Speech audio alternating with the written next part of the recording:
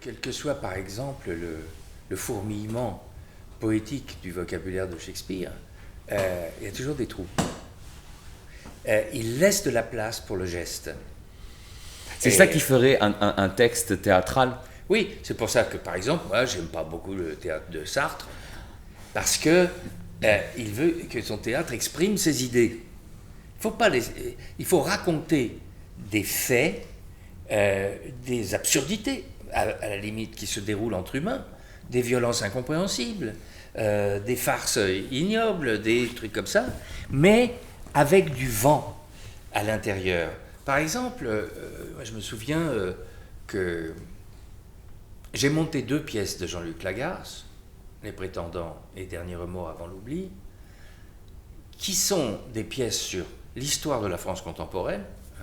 Les Prétendants, c'est un conseil d'administration lors d'une succession dans une maison de la culture, où se rencontrent les élus, le ministère de la Culture, les représentants du public, et puis les jeunes qui viennent prendre la direction d'un directeur assez fatigué.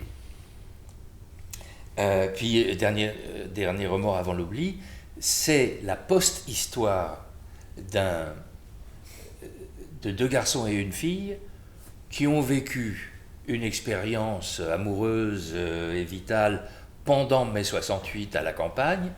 Il y en a 2 qui sont partis, et celui qui reste est prof de collège, rural. Bon.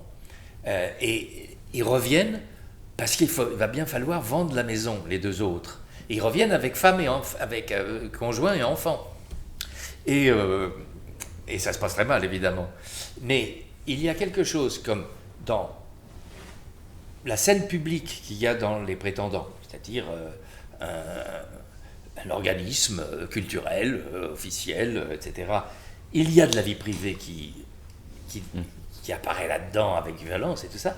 Et dans cette histoire de vie privée de Dernier roman avant l'oubli, il y a mai 68 et la suite qui sont hyper présents. Et entre les deux, il y a du vent. Entre les deux, Lagarce arrive à avoir une langue que trop souvent on joue comme pleine, comme littéraire. Non, pas du tout.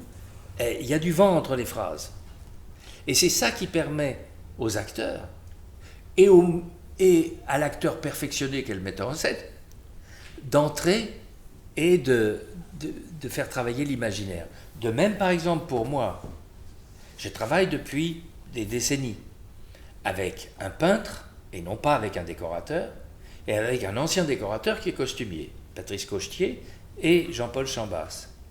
Et Chambas, c'est un peintre, ça ne l'intéresse pas du tout, l'archéologie de la peinture occidentale, mais il la connaît parfaitement. Et donc il fait des décors actuels, avec des matériaux modernes, etc. Alors que Patrice, lui, est un archéologue du costume. Et c'est dans cet écart entre Cochetier et Chambas que l'imaginaire du spectateur peut naviguer. Que je fais confiance à chaque spectatrice et à chaque spectateur d'avoir autant d'imaginaire que nous, sauf qu'il ne le fait pas travailler de façon aussi constante. Voilà.